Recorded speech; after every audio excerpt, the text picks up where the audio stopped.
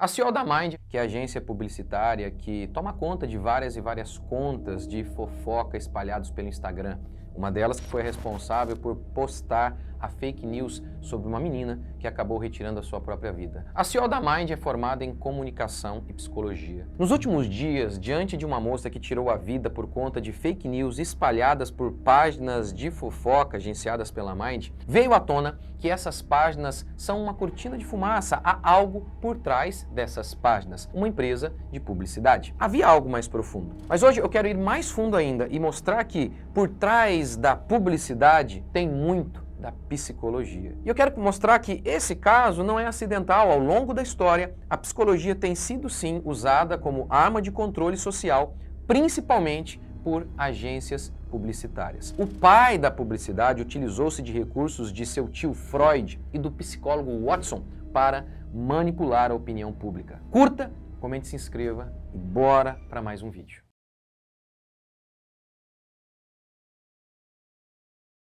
Watson foi um psicólogo, pai do behaviorismo. Ele disse o seguinte: dê-me uma criança e eu farei dela um mendigo ou um médico. Darwinista que era, Watson cria que nós, seres humanos, somos apenas bichos evoluídos. Ora, isso tinha uma implicação muito prática.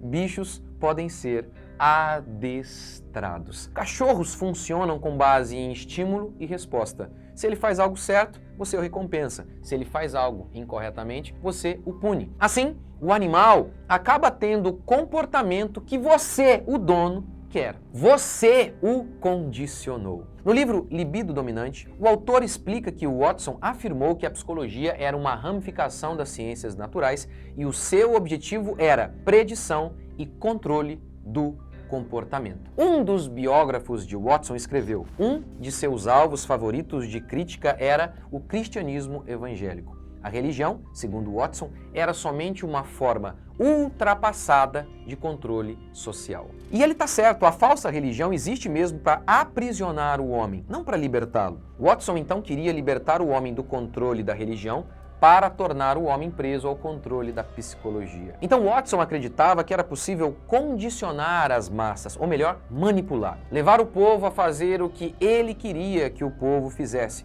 como cachorros adestrados que obedecem ao dono. Agora, o mais interessante de tudo isso é que o homem que queria controlar a todos não conseguiu controlar a si mesmo, já que ele foi expulso de uma faculdade por conta de um casinho que ele teve. Mas, despedido da faculdade por conta de seu caso, em 1921, Watson iniciou carreira na agência de publicidade de J. Walter Thompson. Como ele dizia poder controlar o comportamento, ele foi contratado. Porque a publicidade usada para o mal é justamente isso: tentar entender o comportamento das pessoas e manipulá-lo a favor da empresa para que o povo compre o que a empresa quer vender. O autor de Libido Dominante diz que a publicidade se tornou o laboratório da psicologia behaviorista. Mas o pessoal do marketing constatou que os homens não eram infinitamente maleáveis como os psicólogos behavioristas diziam. Os homens não eram bichos. Mas, entretanto, eles perceberam também que o consumidor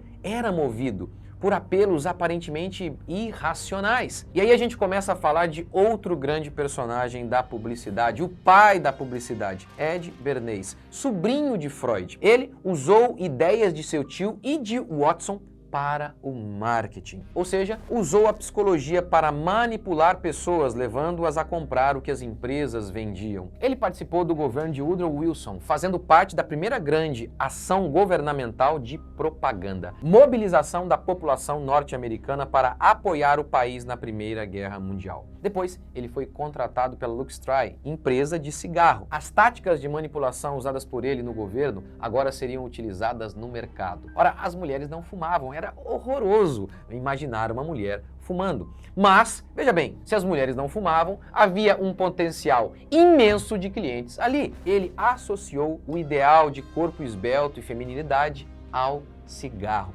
Também se utilizou de uma percepção óbvia do comportamento humano: o proibido é mais gostoso. Um anúncio contava com a imagem da jornalista britânica Lady Grace Drummond Hay, a primeira mulher a viajar pelo mundo de avião. Eis o que dizia o texto do cartaz: o fato de não ser permitido fumar só aumentava o meu apetite por um Luke Strike. Em seu livro Propaganda, ele afirmou que meia dúzia de pessoas dominavam uma massa de 120 milhões de pessoas, através do conhecimento dos processos mentais e padrões sociais das massas. Segundo ele, aqueles que sabiam as técnicas de manipulação constituíam-se num governo invisível. E essas pessoas constituíam-se de fato no governo do país. Ele disse assim: estamos governados, nossas mentes são moldadas, nossos gostos formados, nossas ideias sugeridas, em grande parte por homens dos quais nunca ouvimos falar. Em quase cada ação do nosso cotidiano, seja na política, nos negócios, na conduta social ou no pensamento ético,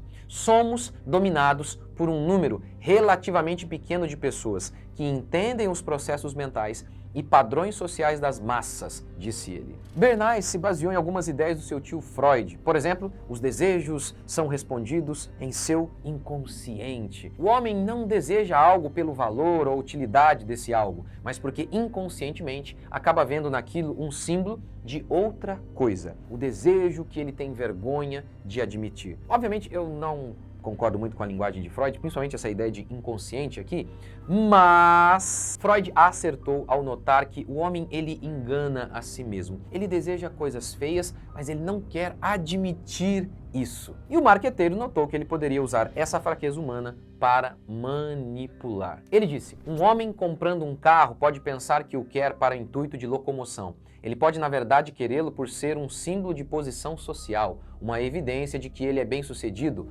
uma forma de satisfazer a esposa. Homens são largamente influenciados por motivos dos quais eles escondem deles mesmos. É evidente que um propagandista de sucesso deve entender os verdadeiros motivos e não se contentar em aceitar as razões às quais os homens dão para o que fazem. Ele está correto. Por que as pessoas muitas vezes trocam de carro por um carro 4 vezes mais caro do que o que elas possuem?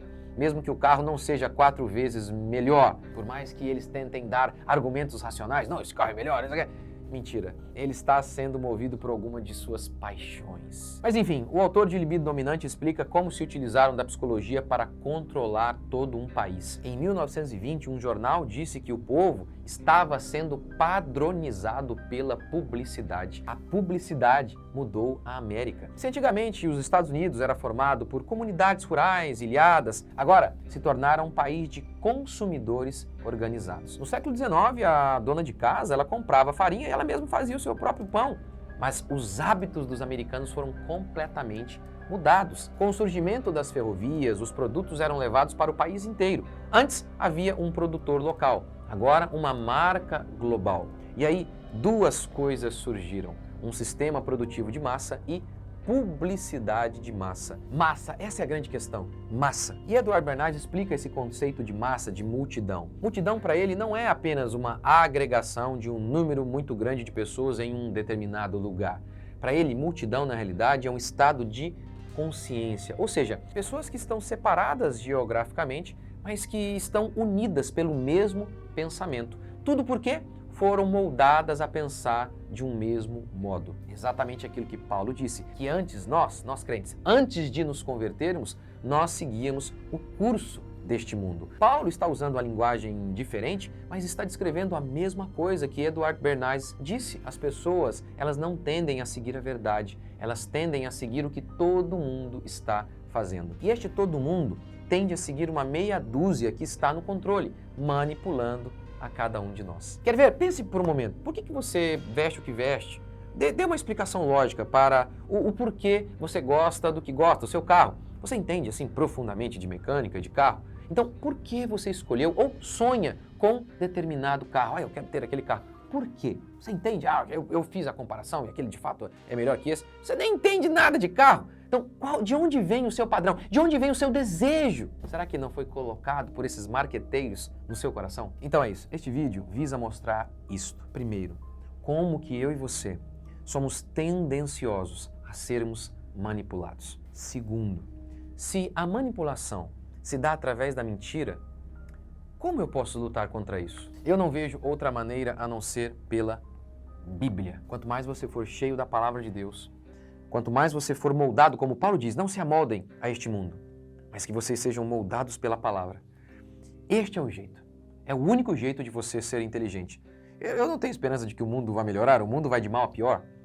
Portanto, ao fazer esse vídeo, eu não creio que eu vou mudar toda a indústria da publicidade. Quer dizer, seria um sonho, né? Mas, se pelo menos você, aí na sua casa, com a sua família, conseguir ser livre, já terá valido a pena.